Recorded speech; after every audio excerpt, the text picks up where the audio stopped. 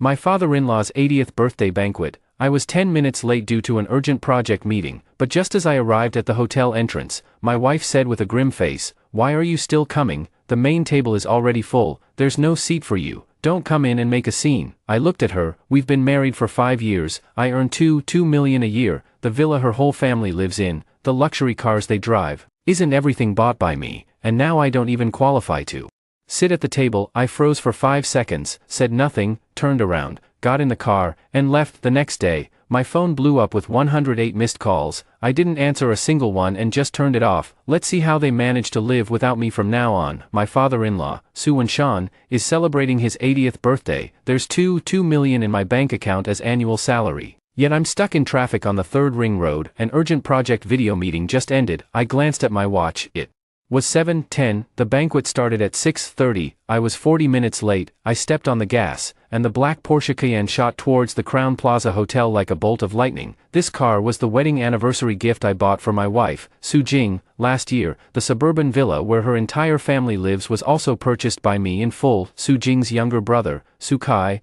drives a BMW 5 Series, also paid for by me. After 5 years of marriage, I thought that everything I had given would at least earn me some respect. The car came to a steady stop at the hotel entrance. I adjusted my suit and tie and quickly walked toward the magnificent gate. Just as I reached the entrance, I saw Su Jing. She was wearing a red evening gown with exquisite makeup, but her face was as cold as ice. "Why are you still here?" Her voice was soft, but every word pierced my ears like needles. I was stunned. "I'm late for the meeting," I explained instinctively. Su Jing let out a cold laugh, her eyes filled with disdain and disgust. "The meeting, Zhou Ran. Do you know what day it is today? Do you know how long my dad has been waiting? All our relatives and friends are watching, but you, the most important son-in-law, are absent. Where am I supposed to put my face?" Her voice was kept very low, yet sharp as a blade. I looked at her, and the last bit of warmth in my heart was rapidly draining away. "The head table has been full for a while now. There's no seat for you. Are you going in there to let everyone laugh at our family? Don't come in and embarrass us further, just go back." With that, she didn't even give me a second glance, turned, and walked straight into the banquet hall, leaving me standing alone at the entrance, like a clown abandoned by the whole world. I looked at her proud, aloof figure and suddenly felt a deep sense of unfamiliarity. The main table, no seat for me. I was stunned for a full 5 seconds. Scenes from the past 5 years flashed through my mind like a movie. I was just a poor kid from a rural village, working like crazy and starting my own business. To be worthy of her, the princess from the city, I put in 100 times more effort. When my company went public, I became a billionaire. I moved her and her entire family into the best villa district. I have given them a life they never even dared to dream of before. I thought I had given her everything I could, but now, at her father's 80th birthday celebration, I am not even worthy of a seat at the table. What am I to them? A walking ATM. A cold wind blew past, and I shivered. Fully awake, I took out my phone and glanced at the photo of Su Jing and me on the screen. In the picture, she was smiling sweetly. I laughed. So, it was all fake. I didn't say another word, nor did I take another look into the banquet hall. I turned around, got into the car, started the engine, and floored the gas pedal. The Cayenne roared and sped off in a cloud of dust. Inside the car, I called my assistant. "Shaoli, book me a plane ticket to Lijiang, the earliest flight. You have full authority to handle all company matters. Without my permission, do not let anyone know my whereabouts, especially the Su family." After doing all this, I set my phone to airplane mode. "Let's just wait and see. Without me, your ATM, how long can the so-called noble life you lead last?" 02. Inside the banquet hall, glasses clink in a lively and bustling atmosphere. Su Jing returns to the main table, a proper smile already back on her face. Her father, Sean, frowned when he saw her coming back alone. "Where is Zhou Ran?" Su Jing picked up her wine glass and said casually, "He had an emergency at his company and couldn't make it. He asked me to convey his apologies to you." Sean's face darkened for a moment, but with all the guests present, he couldn't very well lose his temper. Su Kai, Su Jing's younger brother, sat beside her with his mouth stuffed full of abalone and mumbled indistinctly, "My brother-in-law is really something, not even coming to Dad's 80th birthday. All he ever does is fuss over his lousy company day and night. You can never earn all the money in the world. Family is what matters most." Su Jing's mother, Wang Yaji, immediately glared at her son. "Nonsense." Then she smiled and said to Sean, "Old Su, don't blame Zhou Ren either. He works so hard, and it's all for the sake of our family. Look at the villa we live in, the car we drive. None of it would be possible without Zhou Rant's hard work. He's busy, which means our family is doing well. These words greatly improved Su Wenshan's expression. He raised his glass, his face aglow with pride, accepting congratulations from relatives. No one mentioned Zhou Ran again. It was as if this person who provided them with everything was merely an insignificant symbol. Halfway through the banquet, Su Jing went to the restroom. She took out her phone and dialed Zhou Ran's number. Unable to connect, she frowned, feeling a bit displeased. She thought Zhou Ran was sulking with her. She sent a text message over. I gave you an inch and you took a mile.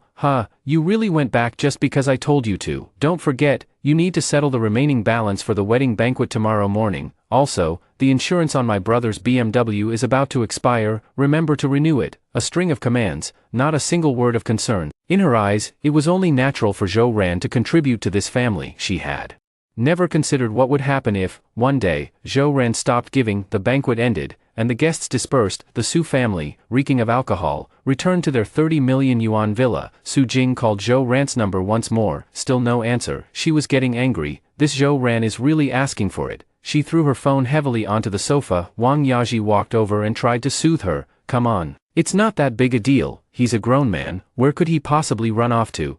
Tomorrow morning, he'll definitely come back with his tail between his legs.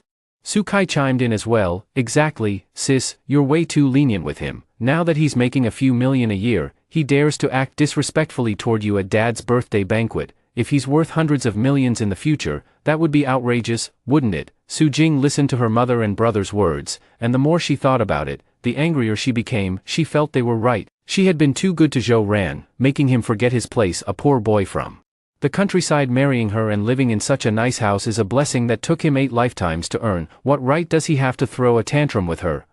Would he dare not come back? Su Jing picked up her phone and sent another threatening text message. Zhou Ran, I'll give you one night. If you don't show up by 8 o'clock tomorrow morning, you'll bear the consequences yourself. After sending that, she turned off her phone and went upstairs to sleep. She firmly believed that tomorrow morning, Zhou Ran would appear before her as pathetically as usual, apologizing and begging for her forgiveness. Over the past 5 years, every single argument ended this way. She never imagined that this time would be any different. 03. The next morning, the early sunlight streamed through the enormous floor-to-ceiling windows and fell onto Zhou Ran's face. This was the top-floor suite of a high-end inn in the ancient town of Lijiang. He slept very well, better than he had in 5 years. No endless accusations, no taking things for granted. The air was filled with the scent of freedom. He picked up his phone and turned off airplane mode. In an instant, the phone went wild, vibrating like crazy. A flurry of missed call alerts and text notifications nearly froze the screen. He took a glance. Missed calls, 108. They came from Su Jing, Wang Yaji, Su Kai, and some numbers he didn't recognize. Text messages, 99 plus. He tapped to take a look. From last night, they were orders and threats.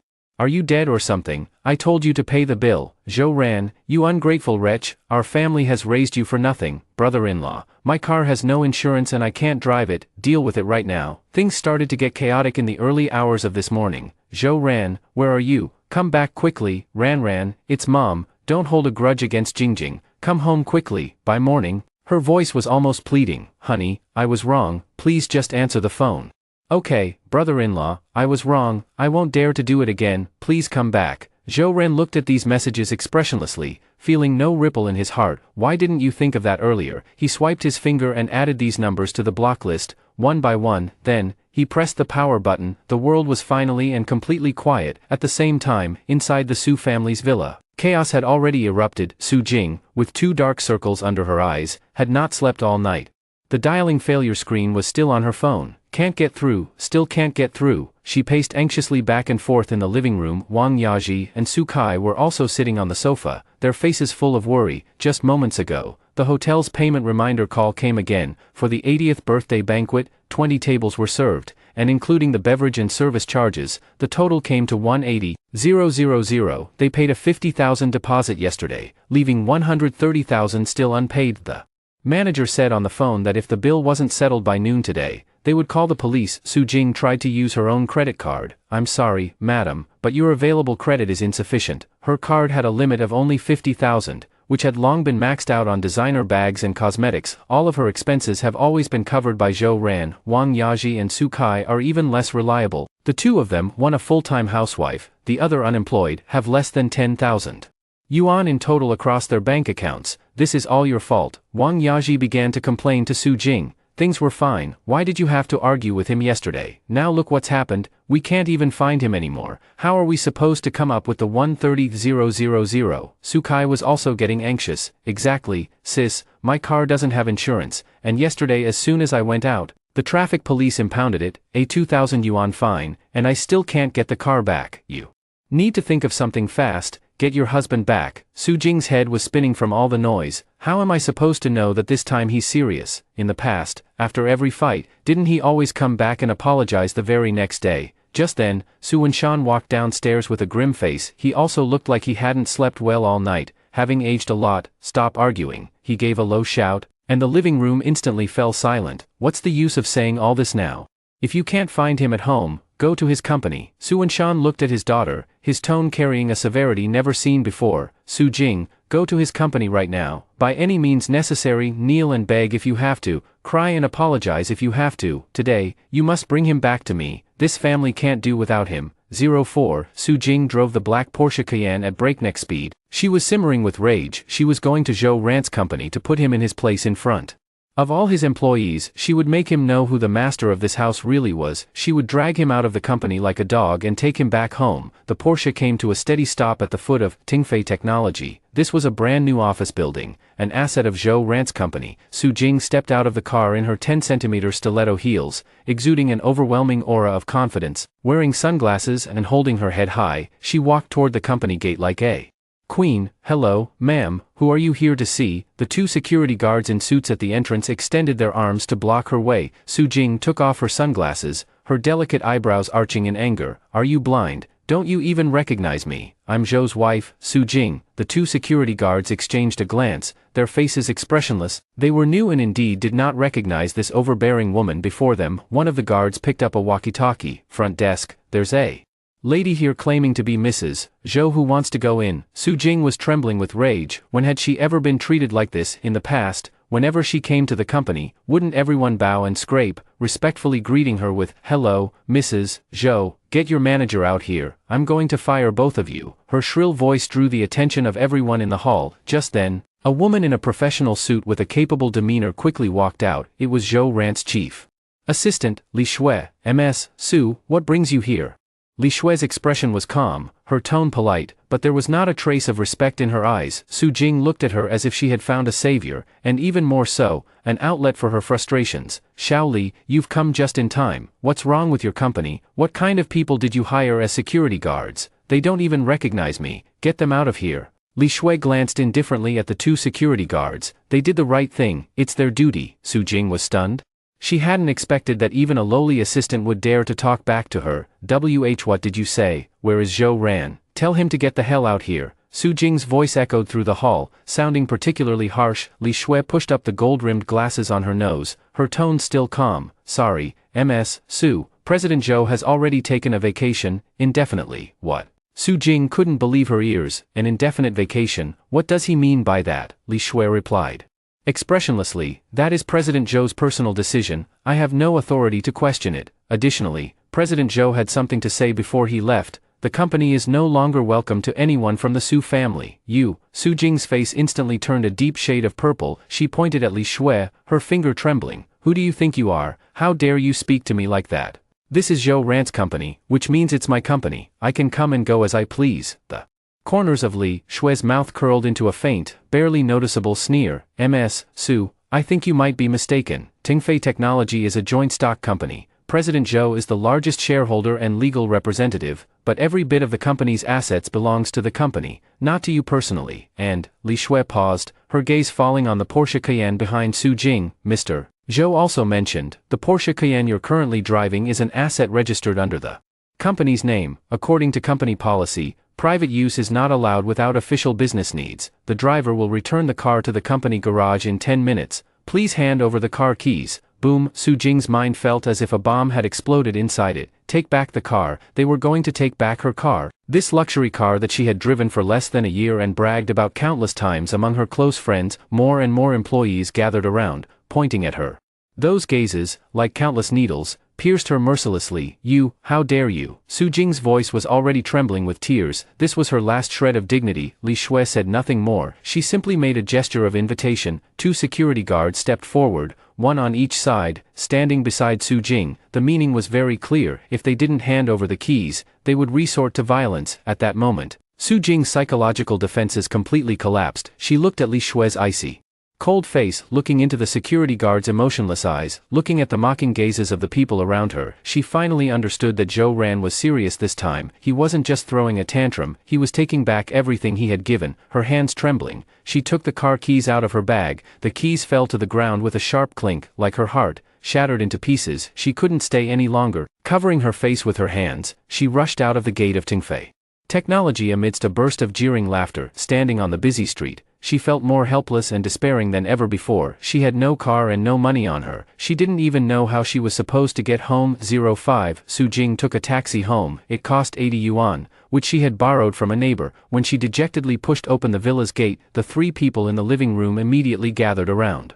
"How is it? Did you find Zhou Ran?" Wang Yaji asked anxiously. Su Kai also looked eager. "Did my brother-in-law come back with you?" Although Su Wenshan didn't say anything, the tension in his eyes betrayed him. Su Jing looked at them, her lips trembling, unable to utter a single word. She burst into tears with a wah sound. The car was taken away. "They won't let me into the company. That bastard Zhou Ran, he's taking it seriously with me." She gave an exaggerated account of the humiliation she had suffered at the company. The living room instantly fell into a deathly silence. Wang Yaji collapsed onto the sofa, her face ashen. "It's over, this is completely over." Su Kai was as anxious as an ant on a hot pan. "The car is gone. What about my BMW? My car is still at the traffic police station." Su Wenshan's old face turned ashen. He never expected things to turn out this way. His son-in-law, who had always been obedient and submissive to him, would dare to do something so resolute. Just then, Su Jing's phone rang. It was an unfamiliar number. She fumbled to answer it. "Hello, is this MS Su Jing?" On the other end of the line was a cold male voice. "I'm from the Everbright Bank Credit Card Center. Your diamond credit card ending in 8848 has a total balance of 213,600 yuan for this month's statement,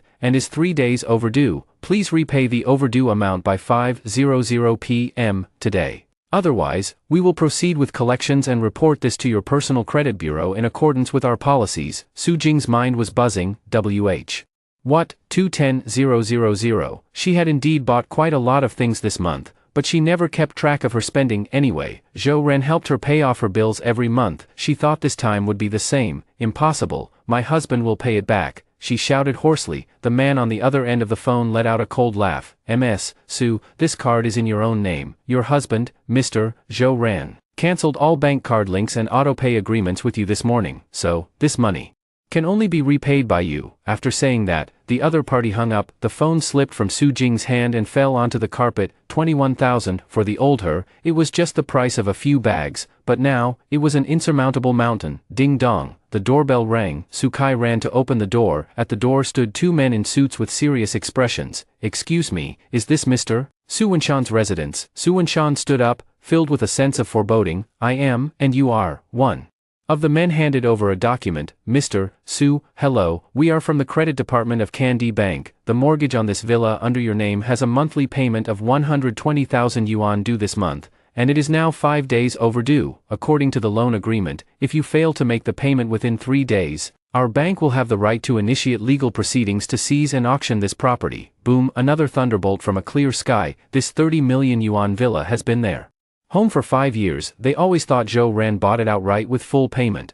Now they found out there's actually a mortgage, and the monthly payment is 120,000 yuan. This is impossible," Wang Yaji screamed. "This is the house Zhou Ran bought. On what grounds are you asking us to pay back the money?" The man explained impassively. "Ma'am, the name on the property deed is Mr. Su Wenshan's, so the borrower is him as well. Previously, automatic repayments were always made from Mr. Zhou Ran's account, but this morning, Mr. Zhou also cancelled the proxy repayment agreement. As a result, the obligation to repay now falls on Mr. Su. You have 3 days to handle this matter as soon as possible." The two men finished speaking and then turned to leave, leaving the 4 members of the Su family standing there, stunned like wooden chickens. Credit card collection, mortgage overdue, the car was repossessed. One devastating piece of news after another struck them like sledgehammers, shattering them into pieces. Only then did they realize with horror Everything they owned, the house, the car, the luxurious lifestyle, it was all built solely on the name Zhou Ran. Now, Zhou Ran has withdrawn and left, their seemingly glamorous home instantly turns into a giant bubble. It will burst at the slightest touch. Dad, Mom, Sis, Sukai exclaimed tearfully, what do we do now? The hotel hasn't settled the 130,000 yet.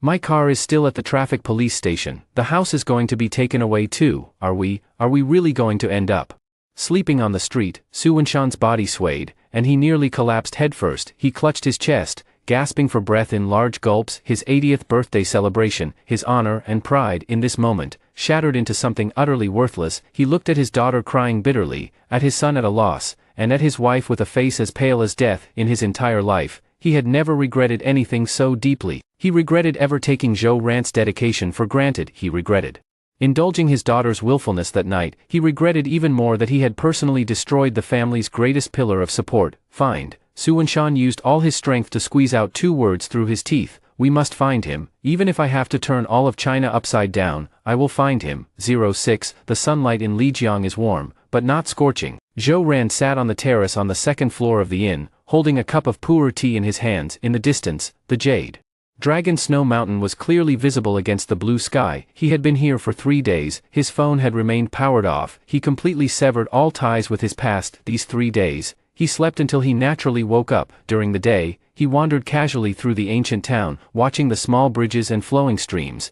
listening to folk songs played on guitars. He discovered that life could be so simple and pure. For the past 5 years, he had been like a fully wound top, spinning crazily, not daring to stop for even a moment. He needed to make money, to give Su Jing the best life possible. He wanted to start his own business, to earn the respect of the Su family. As a poor kid from the countryside, he succeeded, but he also lost himself. How long had it been since he last sat quietly like this, watching a cloud and sipping a cup of tea? He couldn't remember. These past few days, he had thought a lot. He admitted that he once had love for Su Jing. Back then, although she had a bit of a spoiled young lady's temper, she was still fairly kind-hearted. When did everything start to change? Perhaps it started when he became richer and richer. Money magnified the greed and arrogance of her and her family. It also trapped him deeper and deeper in this unhealthy marriage. He thought that giving without limits would earn him sincerity. In the end, all he got was endless taking and contempt. Sir, your barley cake is ready. A clear and pleasant voice interrupted Zhou Ran's thoughts. He raised his head. A girl in a white cotton and linen long dress, holding a wooden tray, was smiling at him. The girl was about 24 or 25 years old. Her long hair reached her waist. She wore no makeup,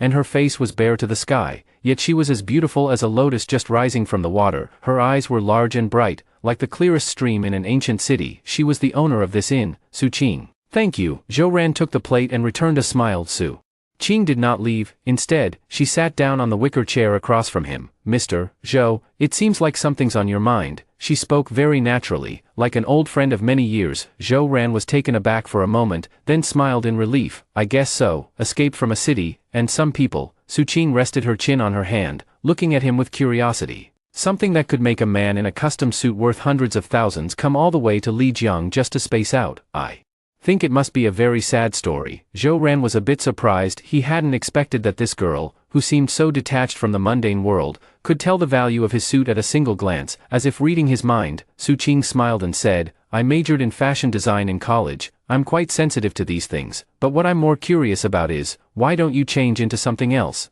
Wearing such formal attire feels a bit out of place with the laid-back vibe of Lijiang. Zhou Ran looked down at himself. Indeed, he had left in a hurry, bringing nothing but the clothes on his back. He gave a wry smile. Because, apart from this, it seems I have nothing left. This sentence was the truest reflection of his feelings at that moment. He took off the mask of a successful person and realized how empty and exhausted he was underneath. Su Qing looked at him, her eyes showing not contempt, but rather sympathy. She stood up. Wait for me a moment. A few minutes later, she returned, holding a brand new set of casual wear, a white t-shirt and a pair of light blue jeans. Here, this is for you. Consider it a welcome gift to Lijiang. She handed the clothes to Zhou Ran. Zhou Ran looked into her clear eyes and felt a warmth flow through his heart. This was a rare kind of goodwill, untainted by any ulterior motives. This is too valuable. I can't accept it. Su Qing forcefully shoved the clothes into his arms. It's not expensive, bought it at a street stall, 99. For the set, go get changed, change out of it, and change out of the feelings from the past as well. This afternoon, I'll take you to a nice place." Her smile, like the sunshine of Lijiang, was so radiant that it was impossible to refuse. Zhou Ren looked at the clothes in his arms, then looked at her. He was silent for a few seconds, then nodded solemnly. "Okay, 07. Zhou Ren changed into the clothes Su Qing had given him, a white t-shirt, light blue jeans, and a pair of white canvas shoes. When he walked out of the room, he felt completely at ease. It was as if what he had taken off was not an expensive suit, but a heavy yoke. Su Qing was watering the flowers in the yard. When she saw him come out, her eyes lit up. "Wow, I almost didn't recognize you. Now you actually look like you're here for a vacation, not to take over the inn," she said with a teasing smile. Zhou Ren also laughed, a genuine laugh from the heart. "Thank you, you're welcome." Su Qing put down the watering can, picked up a straw hat and put it on. "Come on, I'll take you somewhere nice." She rode a small electric scooter, carrying Zhou Ren. As they traveled along the cobblestone streets of the ancient town, the wind blew against her face, carrying the scent of sunshine, flowers, and grass. Zhou Ren sat on the back seat, watching her long hair flutter in the wind, and for a moment, he felt a sense of daze. This feeling, light, free, and beautiful, it was something he hadn't experienced in the past 5 years. The electric scooter finally stopped at a dock. Before him stretched an endless expanse of blue. "This is Irai Lake," Su Qing pointed into the distance, where the sea and sky merged as one. "Across the water lies Tsongshan Mountain. Tsongshan snow and Irai moon are the most beautiful scenery here." She rented a small boat, not the noisy speedboat kind, but a wooden boat that required rowing with oars. Su Qing naturally sat at the bow of the boat and handed the oar to Zhou Ren. "Hey, big shot, do you know how to row?" Zhou Ren took the oar and smiled confidently. "When I was a kid, I grew up by the river." He skillfully paddled the oars, and the small boat glided steadily toward the center of the lake. The surface of the lake was very still, with only the sound of the oars cutting through the water. Sunlight spilled onto the water, making it sparkle like countless shattered diamonds. Neither of them spoke, savoring this rare moment of tranquility. After a long while, Su Qing finally spoke, her voice slow and deliberate. "Now, can you tell me your story?" Zhou Ren's movements paused for a moment. He looked at the clear lake water, as if he could see his own disheveled reflection. He was silent for a moment, then, in an extremely calm tone, slowly began to tell the story between him and the Su family, from having nothing to being worth hundreds of millions, from falling in love with Su Jing at first sight, to the exhausting 5 years of marriage, from giving everything for the Su family, to ultimately not even having a seat at their dinner table. He spoke calmly, without anger or complaint, as if telling someone else's story, but Su Qing could sense how much disappointment and pain lay beneath that calm exterior. She listened quietly, without interrupting or offering any comment. Only after Zhou Ren finished did she ask softly, "Do you regret it? Do you regret giving so much for those 5 years?" Zhou Ren shook his head. "No regrets. I just regret not seeing it sooner. I thought I could buy respect and love with money, but in the end, all I bought was greed and contempt." He raised his head and looked into Su Qing's eyes, his gaze utterly clear. "So, I left, give back to them everything they gave me, and take back everything I gave them." Su Qing looked at him and suddenly smiled. That smile was like the sunlight over Irai Lake, radiant and warm. "You did the right thing. Some people are like stones tied to your body, only dragging you down. Only by getting rid of them can you rise to the surface and see a more beautiful view." She reached out her hand and pointed to the distant green mountains. "Look, how beautiful it is over there." Zhou Ren looked in the direction she was pointing. The towering Song Mountains loomed in and out of the mist, magnificent and mysterious. In that moment, his heart suddenly cleared. Yes, the world is so vast, the scenery so beautiful. Why should she trap herself in a suffocating cage for that family of vampires? He picked up the paddle and gave it a strong stroke. The small boat moved forward again. This time, he felt an unprecedented sense of ease. Just then, the spare phone Zhou Ren had left in the inn room rang. It was his parents calling. After he left, he only let his parents know he was safe, saying he was on a business trip. To keep them from worrying, he bought a new phone and a new number, and only told his parents. He had a bad feeling about the situation. If the Su family couldn't find him, they would likely go to his hometown and make trouble, he said to Su Qing. Rowed the boat back to the shore, and hurried back to the inn. When the call went through, his mother's anxious voice came through. "Ran, your wife has brought her whole family to our house. They say we have to hand you over. She's out at the village entrance, raising a ruckus and hurling insults." Zhou Ran's eyes instantly turned cold. The thing he feared most had come to pass. He could endure any number of grievances against himself, but he could never tolerate them harming his elderly parents. Mom, don't be afraid, give the phone to the village chief, I'll talk to him. Zhou Ran's voice was terrifyingly calm. He knew that the Su family had already crossed his final line. It was time to end this. 08. How did the Su family find Zhou Ran's hometown? The process was nothing short of a foolish comedy. They first went to the police station to report Zhou Ran missing, but when the police heard this, they said that since he had been missing for less than 48 hours, they could not open a case. Su Jing tried to pull some strings, only to find that those so-called friends she knew, once they heard she had lost Zhou Ran as her backer, all avoided her like the plague. In the end, it was Su Kai who had a bright idea. Sis, let's go dig up brother-in-law's file. Didn't he start a business right after college? His alma mater is sure to have his family records. So the family rushed over to Zhou Ran's alma mater. They pulled out their marriage certificate and tearfully spun a melodramatic tale of a husband who ran away from home, and his pregnant wife searching for him. The school's archivist actually believed them, and so, they obtained the address of Zhou Ran's hometown, a small mountainous county town they had never heard of nor ever thought of visiting before. They sold Su Jing's last Hermes bag to scrape together some travel money. First,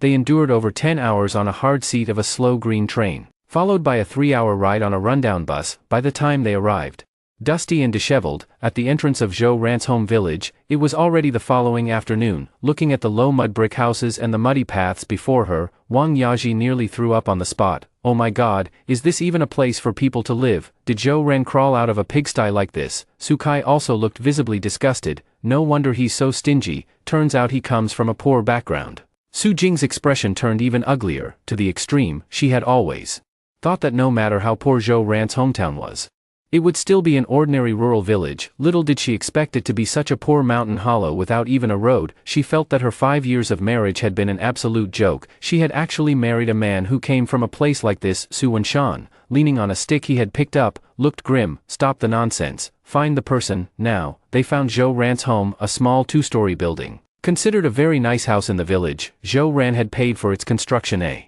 few years ago. The door was opened by Zhou Ran's mother, a simple and honest rural woman. She was taken aback upon seeing Su Jing and her family, but soon broke into a warm smile. Oh dear, it's my son's mother-in-law and Jingjing. Come in and sit down. She warmly tried to take Wang Yaji's hand. Wang Yaji recoiled as if shocked, jerking her hand back and even exaggeratedly brushing off her clothes. Don't touch me. This place of yours is way too dirty. A smile froze on Mother Zhou's face. Su Jing was even more direct, pushing her aside and barging straight into the house. Where is Zhou Ran? Tell him to get the hell out here. Zhou Ran's father, a taciturn old man, was sitting in the yard smoking a pipe of rough tobacco. Seeing them looking so fierce and menacing, he frowned. Zhou Ran isn't home, he's away on a business trip. Business trip? Su Kai shrieked. Who are you trying to fool? He's hiding, old man. I'm warning you, hand him over now, otherwise, we'll tear this dump of yours down. How can you talk to us like that? Zhou's father stood up in anger, his face flushing red. How dare you? Su Wenshan struck the ground with his wooden stick. We are your in-laws, your elders. Zhou Ran, that ungrateful wretch, thinks he can just fly away now that his wings are strong. Let me tell you, no way. If you don't hand him over today, we're not leaving. The whole family then threw a tantrum right there in Zhou Ran's yard. Wang Yaji plopped down on the ground and began slapping her thighs and wailing. Why is my life so miserable? We've raised a thankless son-in-law. He cheated our family out of money and played with our feelings. Su Kai rummaged all over the yard, cursing under his breath. He must have hidden the money somewhere. These paupers, all they know is how to hide money. Su Jing stood with her arms crossed, watching coldly like a taskmaster. Their clamor quickly drew the attention of the entire village, who gathered to watch. The villagers pointed at them and whispered among themselves, isn't this Ranzi's in-law? How can city folks act like this? Yeah, they look decent enough, but they're carrying on like a fishwife. Zhou's father and mother had been honest and modest their whole lives and had never seen such a scene. They were so furious they trembled all over and couldn't even speak. Just then, the village chief squeezed his way in, holding a mobile phone. Everyone, stop arguing. Zhou Ran is on the phone. At the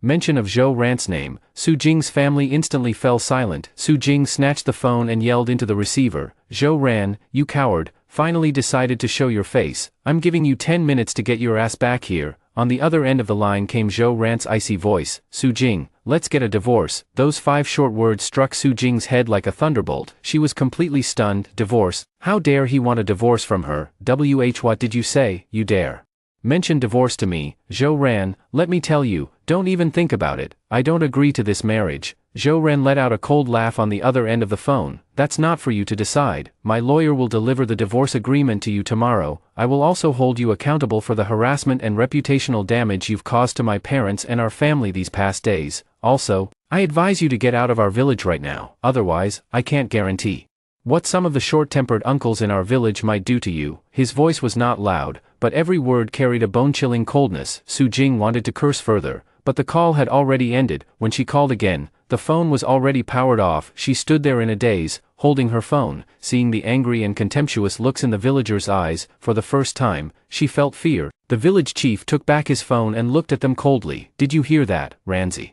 Is the most promising child in our village. Bullying his parents like this means you're going against our entire village. Now, please leave. Dozens of strong men, armed with hoes and carrying poles, closed in. The look in their eyes was as if they wanted to devour someone. The 4 members of the Su family had never seen such a scene. Their legs went weak with fear. Wang Yaji stopped crying, and Su Kai no longer dared to act tough. The 4 of them scrambled away, tumbling and crawling, fleeing the village in disgrace amid the curses and scornful looks of all the villagers. They thought this was the most wretched moment of their lives, but they didn't know, the real nightmare had only just begun. 09. The 4 members of the Su family had escaped the county town by clinging onto a truck meant for transporting pigs. Along the way, the stench of pig manure mixed with diesel almost made them vomit their guts out. When they returned to the villa that was about to be seized, each of them felt as if they had been skinned alive, both mentally and physically. They had taken a tremendous blow. Inside the villa, everything was in a mess. Because I couldn't afford to pay the electricity bill, the power has already been cut off. The room is stuffy and hot, with a sour stench of garbage lingering in the air. I can't take it anymore. I can't stay here another day. Su Jing screamed in collapse, sweeping everything off the table onto the floor. Divorce? How dare he divorce me? I bore him children, I took care of the household, and he dares to divorce me. She forgot that after 5 years of marriage, she hadn't even had a child, and household chores. She hired a nanny for that. The only thing she does is spend money. Wang Yaji slumped on the sofa and said weakly, Jingjing, stop fooling around. What do we do now? We don't even have a place to live anymore. Su Kai leaned against the wall, his eyes empty. My car is still at the traffic police impound, and the 130,000 yuan meal bill. The hotel people said if we don't pay soon, they'll report us for fraud. Su Wenshan sat in the darkness, without a word. He was like a statue, but the commanding presence that once came naturally to him was completely gone now. He was just a destitute and helpless old man. Despair, like a dark cloud, hung over this home. Just then, the doorbell rang. Su Jing, as if grasping at a lifeline, rushed over like mad to open the door. She thought Zhou Ran had returned. He had regretted it, and was coming to beg for her forgiveness. Standing at the door was a man in a sharp suit and gold-rimmed glasses. Behind the man were 2 burly men who looked like bodyguards. Excuse me, are you Ms. Su Jing? The man's tone was polite, but cold. Su Jing was stunned. You, who are you? The man handed over a business card. My name is Zhang Wei, and I am Mr. Zhou Ran's legal representative, lawyer. These 2 words were like a bucket of ice water poured over Su Jing's head. Her whole body trembled, and she nearly lost her balance. Attorney Zhang, ignoring her reaction, took a document out of his briefcase as a matter of course. This is the divorce agreement that Mr. Zhou Ran commissioned me to draft. Mr. Zhou, considering your 5 years of marital bond, is willing to make a substantial concession. He pushed up his glasses and began to read aloud. First, regarding the division of property, all of Mr. Zhou's premarital assets, including his shares in Tingfei Technology and related investments, are his personal property and have nothing to do with you. After marriage, most of Mr. Zhou's income was used for household expenses, including but not limited to repaying the mortgage on this villa, daily expenses for you and your family, purchasing luxury goods, vehicles, and so on. Mr. Zhou is willing to overlook all of this. However, Attorney Zhang's tone grew heavier. The diamond credit card under your name has an outstanding balance of 213,600 yuan, which is your personal consumption and should be repaid by you personally. The BMW 5 Series under your younger brother Su Kai's name was gifted by Mr. Zhou, but the related fines and towing fees should be borne by Mr. Su Kai himself. This villa is registered under Mr. Su Wenshan's name on the property deed, so the mortgage should also be his responsibility. The 130,000 yuan debt to the hotel was incurred from Mr. Su Wenshan's 80th birthday celebration, and should reasonably be borne by the Su family. Every time lawyer Zhang spoke, the Su family's Faces turned a shade paler, his words, like knives, tore apart their last shred of dignity. Su Jing's lips began to tremble. And no, that's impossible, we are husband and wife, his money is my money, I want half of his assets, I want half of his company's shares, she screamed like a madwoman. Lawyer Zhang looked at her, his eyes full of pity, as if watching an unreasonable clown. Ms. Su, I think you need to calm down. If you don't agree to a consensual divorce, we can also go through the litigation process. However, I need to remind you, he took out another, thicker document from his bag. Here is the evidence we have gathered of your potential involvement in transferring marital community property during the marriage. This includes an apartment purchased in the name of your mother, Wang Yaji, as well as large sum transfers made to your brother, Su Kai. The total amount is approximately 5 million. If this goes to court, we can not only demand that you return the full amount of this money, furthermore, you may be subject to criminal liability. Bang! Su Jing's mind completely exploded. She had indeed, behind Zhou Ran's back, secretly funneled a significant amount of money to her parents' family. She thought she was being very discreet. Unexpectedly, Zhou Ran had already gathered the evidence. It wasn't that he didn't know, he was simply biding his time. Wang Yaji and Su Kai were also scared out of their wits. Criminal liability, doesn't that mean going to prison? No, we didn't. Wang Yaji stammered in her defense. Lawyer Zhang ignored her and continued speaking to Su Jing. Mr. Zhou said he doesn't want to push things to the extreme. As long as you agree to sign the agreement, he can let bygones be bygones regarding that 5 million. Moreover, he will pay you an additional 1 million as compensation for emotional distress. This is his final act of mercy toward this marriage. 1 million. In the past, Su Jing might not have spared this number a second glance, but now, it had become her only lifeline. She could take the money and pay off her credit card. What was left would be enough for her to live a stable life for a while. At this moment, her psychological defenses completely collapsed. She knew she had lost, completely and utterly defeated. She looked at the divorce agreement in front of her, where the two characters, Zhou Ran, were signed in a flamboyant, unrestrained, and decisive manner. Suddenly, she remembered 5 years ago when they got their marriage license, he had signed his name just like that, on their marriage certificate. At that time, his eyes were full of love and longing. He said, Jingjing, I will definitely make you the happiest woman in the world. 5 years, everything has changed. It was she herself who, with her own hands, pushed the man who had eyes only for her further and further away, until he could never be found again. 2 streams of tears slid down her face. Regret, or unwillingness to accept it, she herself could no longer tell. Her hands trembling, she picked up the pen. Behind the 2 characters, Su Jing, she signed her own name. From this moment on, she was no longer Lady Zhou, worth over 100 million. She was just Su Jing, a woman with nothing, burdened with debt. 10. The divorce agreement, like a piece of scrap paper, was tucked into the briefcase by attorney Zhang's assistant. The 4 members of the Su family lay tundra in the dark living room, as if all their bones and souls had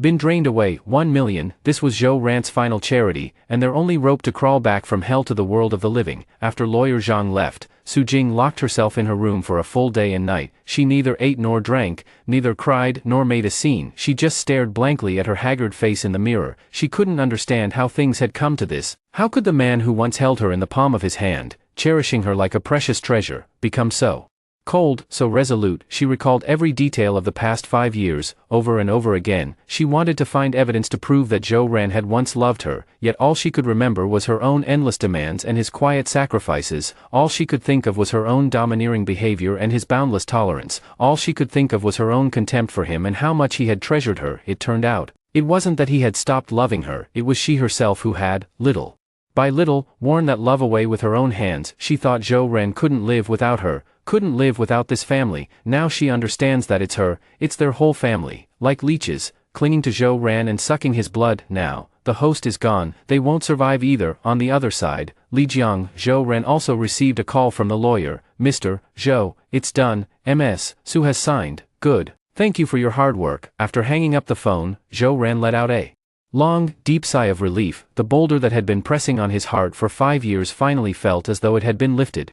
He stood on the inn's terrace, gazing at the distant Songshan mountains. Clouds drifted and unfurled, the sky stretched vast and high. His life should also turn to a new page. Su Qing walked over with 2 cups of tea and handed one to him. You look relieved, is everything settled? Zhou Ran nodded and took the teacup. Well, it's all over, congratulations, you've been reborn. Su Qing raised her teacup and smiled at him. Her smile was warmer than the sun. Zhou Ran looked at her, and suddenly felt a surge of impulse in his heart. Su Qing, I don't want to leave anymore. Su Qing was taken aback. not leaving. What about your company? Zhou Ran smiled. The company has a professional management team, so I just need to remotely control things from a distance. In the past 5 years, I've turned myself into a money-making machine. Now, I want to live for myself for once. He looked into Su Qing's eyes, his gaze fervent and sincere. I want to stay here. I want to invest in your dream. Su Qing's heart suddenly skipped a beat. She understood the implication behind Zhou Ran's words. What he wants to invest in is not just her but her future. Her cheeks flush slightly. My dreams don't come cheap, she says, feigning composure. My dream is to build a true, top-tier resort on this land that can carry the soul of Naxi culture. It shouldn't just be a hotel where people sleep, it should be a living museum,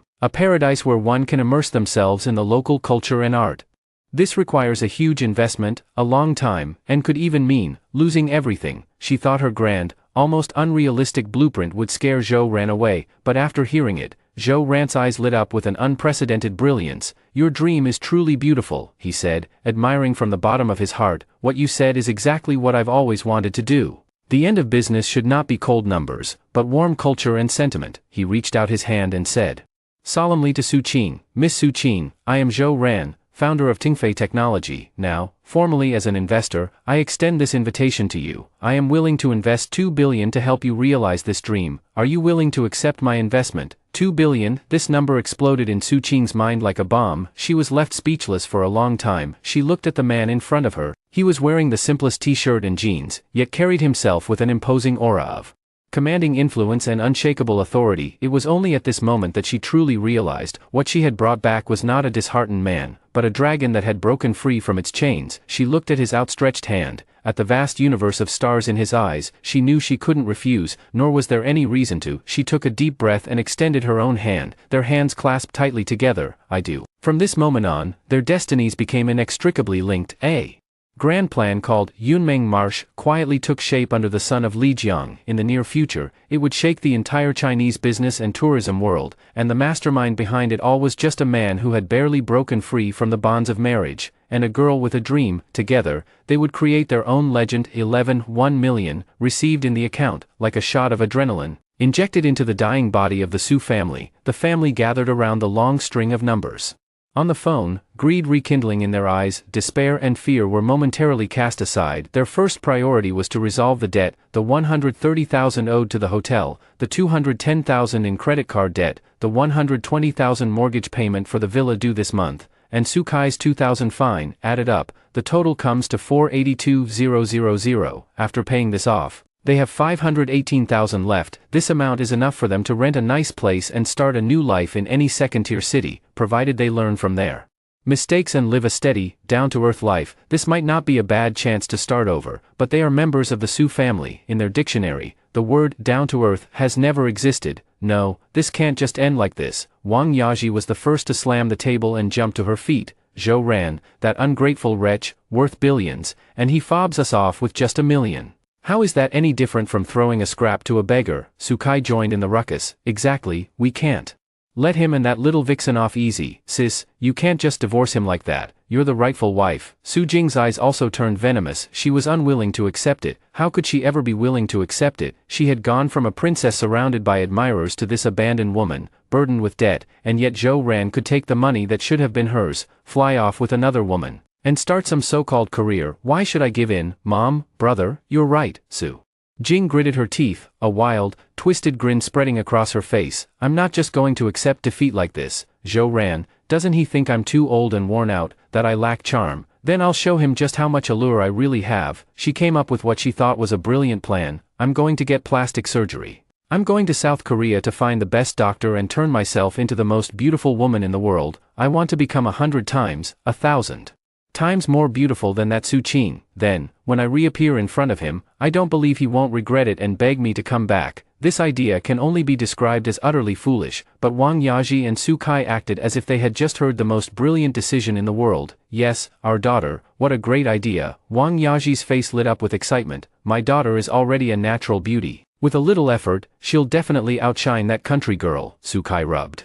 his hands together excitedly as well. Sis, I've got your back. When you become Mrs. Zhou again, don't forget to look out for your little brother. Only Su Wenshan sat in the corner, his brow deeply furrowed. He felt that this plan was far too unreliable, but now, in this household, he no longer had any say, his dignity and authority had crumbled along with Zhou Ran's departure. Thus, an absurd plan was finalized. They didn't repay a single cent of their debts, they let the banks and hotels blow up their phones with collection calls. With that million, Su Jing embarked on her own reborn from the ashes plan. She contacted a so-called top-tier private plastic surgery hospital in South Korea through an unreliable agent. The agent told her that they could create a tailor-made goddess package worth 880,000. It included facial tongsu, body contouring, skin rejuvenation, and more. They promised to completely transform her and make her as beautiful as a goddess. Su Jing, blinded by jealousy and unwillingness to accept defeat, transferred the 880,000 without a second thought. She gave the remaining 120,000 to Su Kai. This is your startup capital, go figure out how to make money from money. When I come back, I don't want to see you in such a pathetic state again. Su Kai clutched the 120,000, his eyes welling up with tears of excitement. He vowed to make something of himself, to earn the admiration of his sister and that man surnamed Zhou. Then he took the money and poured it into a 100% profitable overseas crypto project.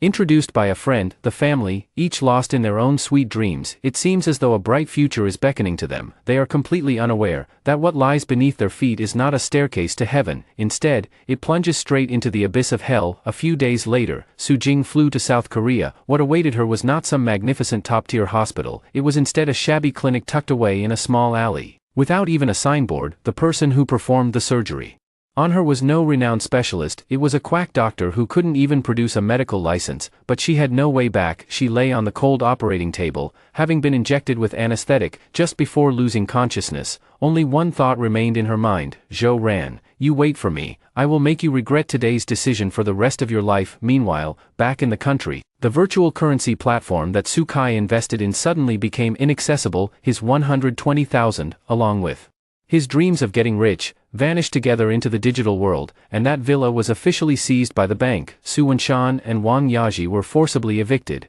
and all their belongings were thrown onto the street. Homeless, they had no choice but to drag their luggage to the cheapest basement hotel, a place without even windows. The hotel, for its part, formally filed a report with the police for fraud.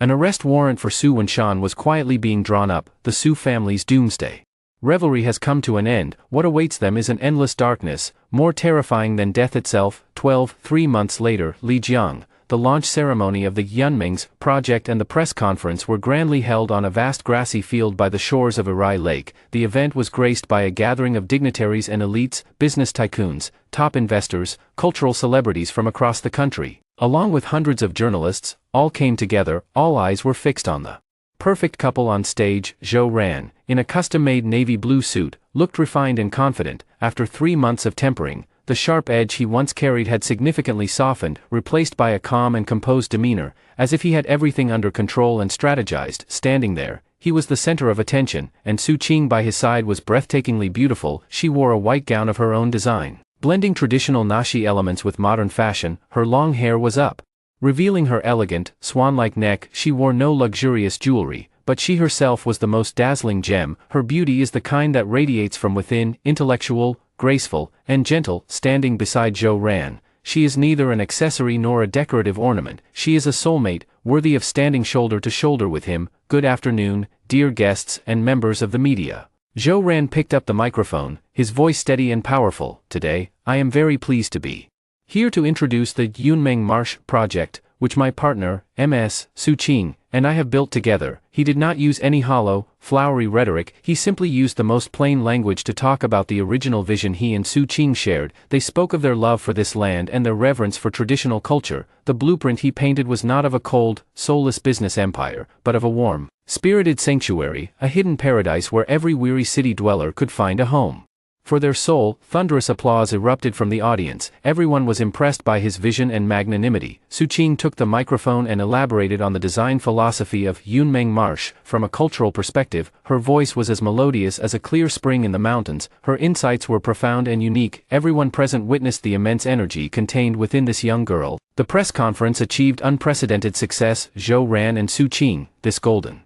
couple, instantly became the focus of all media attention. Just as the press conference was about to end and transition into the cocktail reception, something unexpected happened. A disheveled woman in a cheap, tacky red dress suddenly broke through the security line and charged madly toward the podium. Zhou Ran, you heartless bastard, stop right there. The woman's sharp, piercing shriek tore through the harmonious atmosphere of the scene. Everyone was stunned and simultaneously turned to look at her. Then, everyone gasped in shock. That woman's face was utterly terrifying. Her cheeks were swollen high, like over-risen dough. Her eyes were pulled and twisted out of shape. The corners stretched nearly to her temples. Her nose was sharp as an awl, yet her nostrils were so tiny they were nearly invisible. Her lips were thick as two sausages hanging on her face. The entire face, stiff, swollen, and bizarre, like a poorly made, low-quality wax figure. She is Su Jing, the one who got the 880,000 yuan goddess package. She did not become a goddess, she turned into a monster. After returning to her homeland, she found her home gone, her parents missing,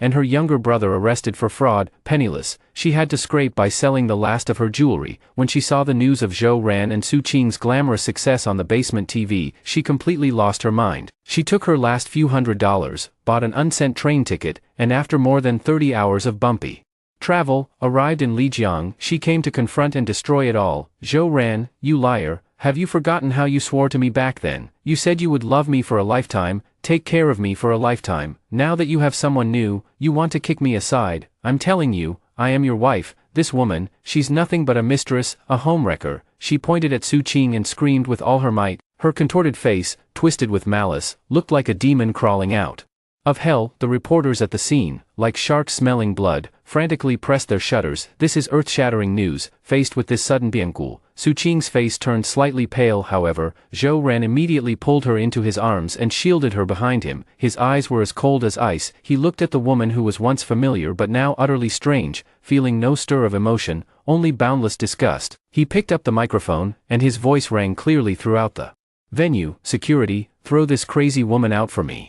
A few simple words, devoid of any emotion. No, Zhou Ran, you can't do this to me. Su Jing broke down. She wanted to rush forward, but two tall security guards held her back firmly. I'm Su Jing, I'm your wife. Look at me, I've become so beautiful for you. Why won't you even look at me? She wailed hysterically. Zhou Ran looked at her coldly. My wife, a sarcastic smile tugged at the corner of his mouth. My ex-wife, Ms. Su Jing, signed the divorce agreement with me 3 months ago. As for you, he paused, his gaze cutting like a knife into Su Jing's face. I truly do not recognize this face of yours. Moreover, I must thank you for the generous gift you've delivered today. He turned his head and spoke clearly into all the media cameras below the stage. I'd like to take this opportunity to clarify something for everyone. The real reason for my divorce from Ms. Su Jing is not merely the breakdown of our relationship. More importantly, during our marriage, she used her position to embezzle and transfer company assets, amounting to over 5 million. Considering we were once husband and wife, I intended to leave her some dignity, but since she herself has chosen to act shamelessly, there's no need for me to be polite anymore. My legal team will formally file a lawsuit with the court this afternoon. I believe the law will give me justice. Boom, the whole audience erupted in uproar. Embezzlement of company assets, 5 million, this is no longer a family dispute, this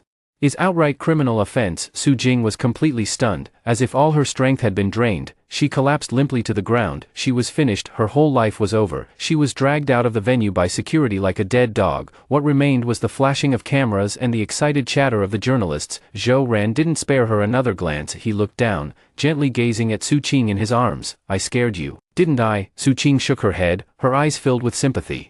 I'm fine, it's just that I feel your past was really too hard. Zhou Ran smiled, a look of utter relief on his face. It's all in the past. He took Su Qing's hand, raised it high, and faced all the cameras. Now, standing beside me is the one and only love of my life, and my lifelong career partner. Our story has just begun. In the sunlight, their shadows stretched long, ever so long, like a painting, freezing a moment of eternity, and that woman named Su Jing, along with her foolish, pitiful family, would eventually be forgotten by everyone. They were nothing more than an insignificant, discarded old skin shed by Zhou Ran, the dragon, before his rise. 13. The earth-shattering press conference was like an atomic bomb, detonating across China's social media networks. Its explosive yield far exceeded Zhou Ran and Su Qing's imagination. Originally, this was just a high-end business project launch, but because of Su Jing's suicidal attack, it turned into a year's worth of melodramatic, juicy drama watched by the entire public. #ex-wife causes a scene at press conference. The most tragic clown's plastic surgery face. #5 years of humiliation as a live-in son-in-law.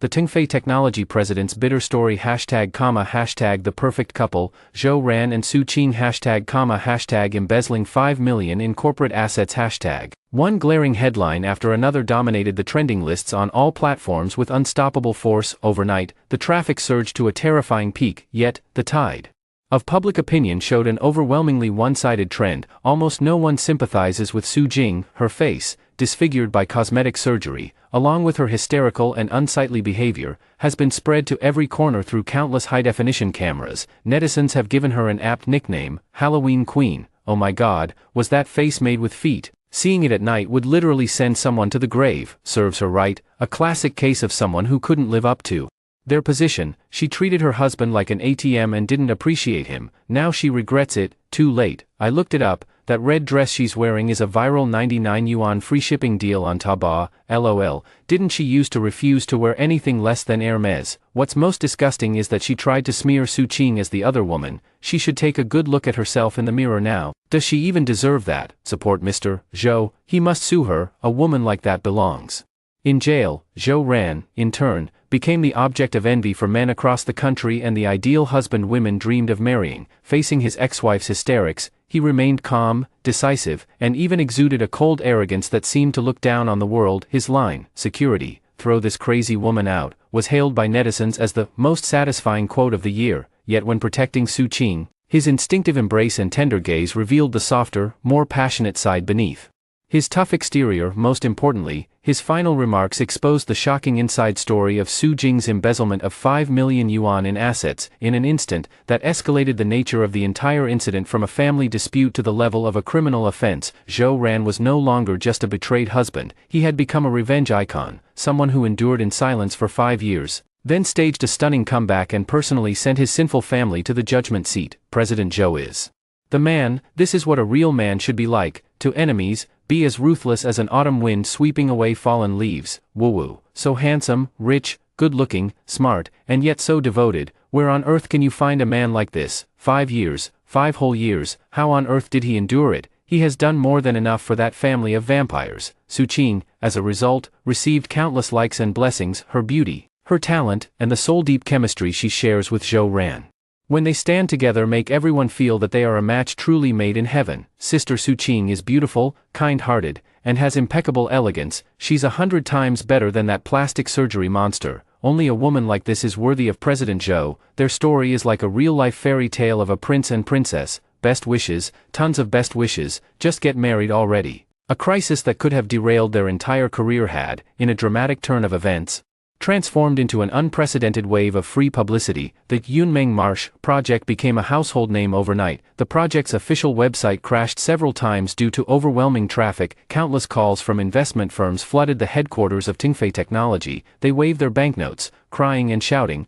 only hoping to get a small piece of the pie. The local government of Lijiang even held an emergency meeting overnight. Early the next morning, the mayor personally led a team to the project preparation office, delivering various preferential policies and support documents, treating Zhou Ran and Su Qing like gods of wealth. All the dark clouds have dispersed. In its place, a brilliant radiance. By night, by the shore of Arai Lake, Zhou Ran and Su Qing sat side by side on the inn's terrace, gazing at the stars in the sky. The noise and distractions were all left behind. Shut away. I'm sorry. Zhou Ran suddenly spoke, his voice filled with guilt. Today, I scared you, and also made you see the ugliest parts of my past. Su Qing turned her head to look at his handsome profile, which looked especially gentle in the moonlight. She shook her head, then reached out and gently took his hand. Her hand was warm and soft. I'm not scared, I just feel heartache. I can't imagine what you went through, the state of mind you were in, during those 5 years. Zhou Ran reaches back to hold her hand, tightly. It's all in the past. From the moment I met you, my life had already turned a new page. He looked into her eyes, and in them, there were stars, an ocean, and all the futures he yearned for. Su Qing, after the Yunmeng Marsh is built, let's get married. All right. He didn't get down on one knee, nor did he have a diamond ring ready, but those words were more moving than any form of proposal. Su Qing's eyes grew slightly moist. She nodded firmly. Okay. Right at this warm and romantic moment, a loud, jarring roar, growing from distant to near, shattered the night's tranquility. A golden private helicopter, completely ignoring the no-fly regulations, hovered arrogantly directly above the inn. The massive downdraft sent the flowers and plants in the courtyard swaying and bending. A voice, amplified by a megaphone and dripping with arrogance, descended from the sky. Woman down there, Su-ching, I, Long Outyen, have taken a liking to you. Give me 3 seconds, leave that pretty boy and come with me. I own 7 listed companies and over 80 sports cars. I am the man who can make you happy. Zhou Ran and Su-ching exchanged a glance, both seeing the shock and absurdity in each other's eyes. Where did this idiot come from? The helicopter's searchlight, like a stage spotlight, locked firmly onto Su-ching. A young man in a flashy pink suit, his hair styled into stiff spikes, stood at the cabin door, striking a pose he thought was handsome. He was Long Outyen, the sole heir of the Long Group, a top-tier rich playboy, famous in the elite circles for being all money, no brains. He saw a photo of Su-ching online today, was utterly stunned by her heavenly beauty, and immediately flew over from Shanghai in his golden helicopter. He intended to win her heart using his most domineering and direct approach. You're Zhou Ran, right? I'll give you 100 million, disappear from her side right now, otherwise, I'll make sure you can't get by anywhere in all of China. Long Outyen shouted into the megaphone, his voice full of arrogance. He thought there was no problem in this world that money couldn't solve. 100 million would be enough to make any man give up his own woman. Zhou Ran looked up at the foolish performance in the sky and suddenly laughed. He picked up a teacup from the table and gently swirled it. Then he raised his head, faced the sky, and spoke in a voice that was not loud but crystal clear. Is that company you mentioned the Long Group, the one that's mainly in real estate and seems to be having some cash flow issues lately? Long Outyen in the sky was taken aback. So what if I am? The smile at the corner of Zhou Ran's mouth grew even more pronounced. It doesn't matter, I just wanted to tell you, yesterday, I had my assistant acquire 30% of your group's outstanding shares for 20 billion, so, in the legal sense, I am now your daddy. Son, stop standing in the wind up there, you'll catch a cold.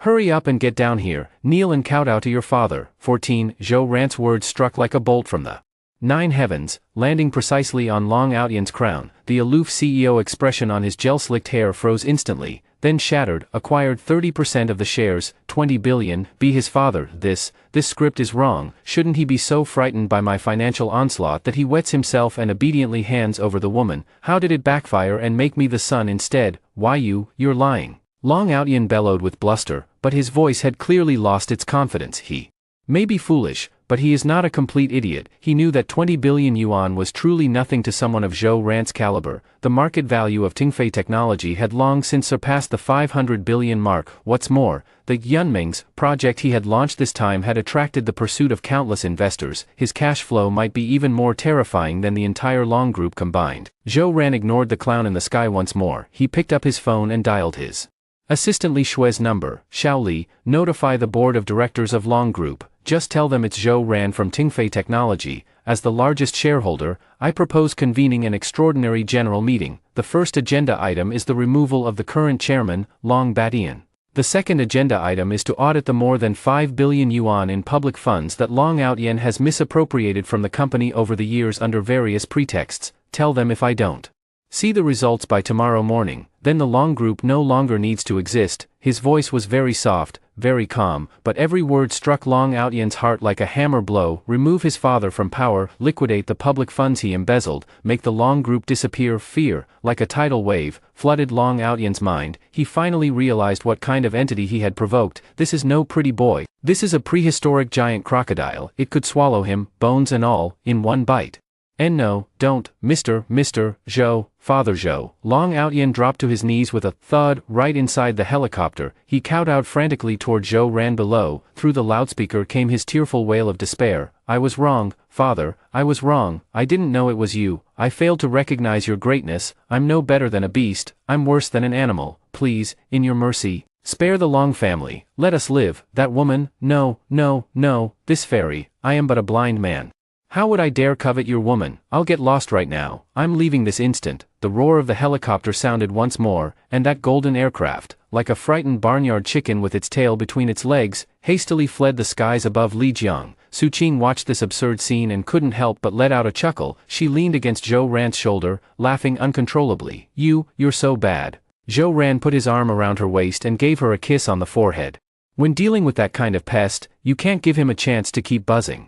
One strike, crush him completely. He watched the direction in which Long Outyen had disappeared, his eyes devoid of any ripple. In his world now, an opponent of Long Outyen's level wasn't even enough to make him get serious. His real enemies existed on a farther, higher plane, and at this very moment, in a large city thousands of miles away. inside a dark, damp basement hotel, a true picture of hell on earth was unfolding. Su Wenshan and Wang Yaji were huddled together on a single bed that reeked of mold. After the villa was seized, all their bank cards were frozen, they became true penniless wanderers. To survive, Wang Yaji had no choice but to put aside her ridiculous lady of leisure airs and find a job washing dishes in a kitchen, but she lasted less than half a day, complaining about the dirt and the hard work, and breaking a pile of plates, before the boss threw her and her luggage out together. Su Wenshan, because he was on the dishonesty list and became a wanted fugitive, couldn't even find the most basic job. He could only hide in a small hotel every day, surviving on a bit of leftover food brought back by Wang Yaji. The two of them went from being privileged elite to being despised like rats crossing the street. This immense fall from grace completely warped their mindset. They were no longer husband and wife,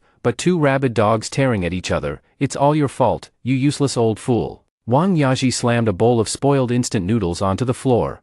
If you hadn't insisted on that ridiculous 80th birthday party, would our family have ended up like this? Su Wenshan, trembling with rage, grabbed the pillow from the bed and hurled it at her. You have the nerve to blame me. If your daughter weren't so arrogant and vile, driving Zhou ran away, would things be like this today? What kind of mother are you, raising your daughter to be such a good-for-nothing? My daughter is useless, and your son is some kind of treasure. That little beast swindled away the last of our family's money, and now he's nowhere to be found, dead or alive. How dare you insult my son? I'll fight you to the death. And so the two old people, whose combined age exceeded 140, began brawling without a shred of dignity in that filthy basement. Just then, the door was kicked open. A disheveled woman covered in filth, wearing a horrifying mask on her face, rushed in. It was Su Jing. Ever since she fled back from Lijiang, she had completely lost her mind. Her face, due to poor quality fillers, had begun to inflame and fester. The intense pain gave her no peace day or night. Unable to afford a hospital, she could only buy cheap painkillers from the pharmacy. Just barely getting by, now a wanted criminal, she dared not use her ID card and could only hide like a rat in the city sewers. After finally managing to track down her parents and making her way here, what I saw was such an unbearable, sordid sight. Stop fighting. She let out a hoarse roar, her voice as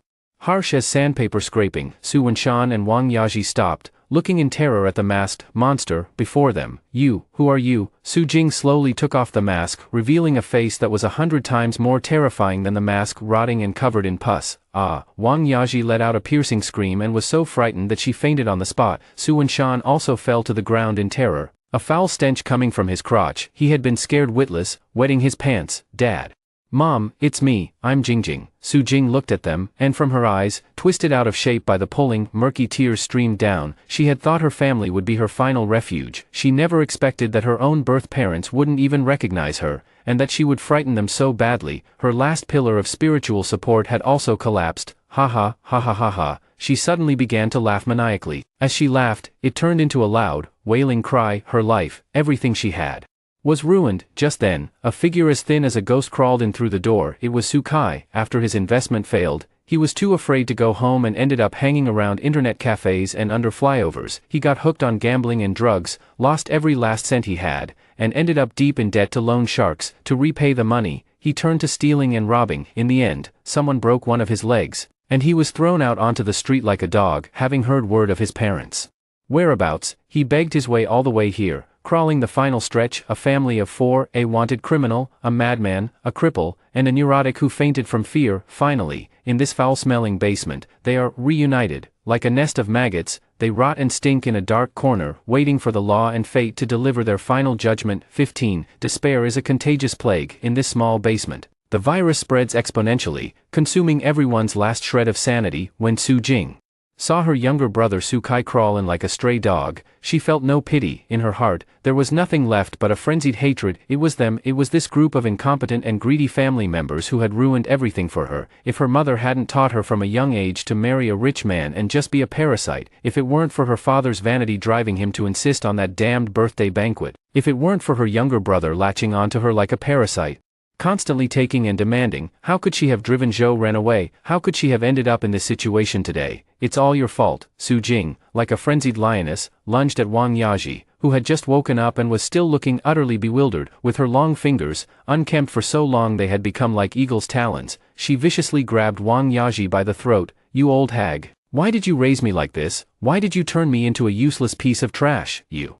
ruined me. I'll kill you." The rotting skin on her face split open from the strain, oozing yellow pus that dripped onto Wang Yaji's face. Terrified out of her wits, Wang Yaji struggled and thrashed desperately. "Crazy, you unfilial daughter, you've lost your mind." Su Wenshan, seeing this, forgot his fear and grabbed a thermos bottle by the bed, smashing it fiercely against the back of Su Jing's head. "You beast, how dare you hit your own mother?" A dull thud rang out, the thermos bottle shattered, and scalding hot water along with glass shards splashed all over Su Jing's head. The excruciating pain made her loosen her grip, but it also fully ignited the ferocity within her bones. She turned around, her bloodshot eyes fixed intently on Su Wenshan. "You dare hit me, you useless old fool. In your entire life, aside from putting on your pathetic airs of authority, what else can you do? You're such a coward." She casually grabbed a piece of broken glass and slashed it across Su Wenshan's face. Su Kai, dragging his broken leg, squirmed like a maggot on the ground, trying to snatch the wallet that Su Wenshan had dropped. Inside it were the dozens of yuan for meals that Wang Yaji had begged for that day. "Money, give me money. I'm going to win back my losses. I'll win back everything I lost," he muttered to himself, his eyes murky and manic. A family of four, for survival, to vent their anger, for the sake of a sliver of pathetic gain,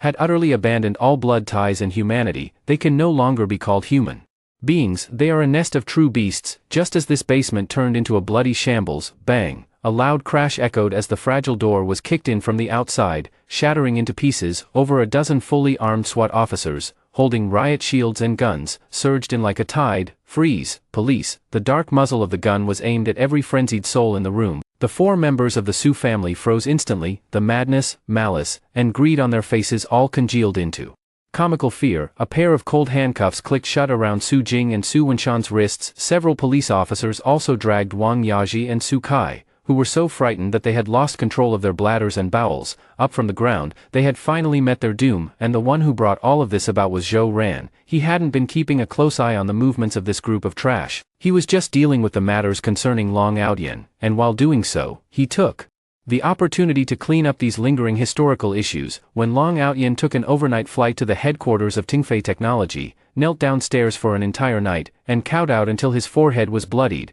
begging Zhou Ran to spare him. Only then did Zhou Ran finally agree to meet him. "I can let the Long group off the hook." Zhou Ran looked down at him, his gaze indifferent. "But I need you to do something for me. Just say the word, Uncle Zhou. Not just one thing, I'd do 100, through fire and thunder, if I, Long Outyen, so much as frown. I'm not human." Long Outyen wagged his tail frantically. Like a lapdog, Zhou Ran threw him a tablet. On it were the files of the four members of the Su family, along with the crimes they had committed. "I want them to disappear from this world immediately, right now, and legally. I don't want to hear or see any further information about them." Long Outyen looked at the documents, and his eyes instantly turned extremely venomous. He blamed the crisis of his family entirely on the appearance of Su Jing. If it weren't for that crazy woman causing a scene at the press conference, how would he have noticed Su Qing? How would his mind have gone hot and run off to Lijiang to show off? How did he manage to provoke someone as formidable as Zhou Ran? "It's all the fault of this ugly monster. Don't worry, Father Zhou." Long Outyen gritted his teeth and pounded his chest with a thunderous thud. "Leave this to me, I'll make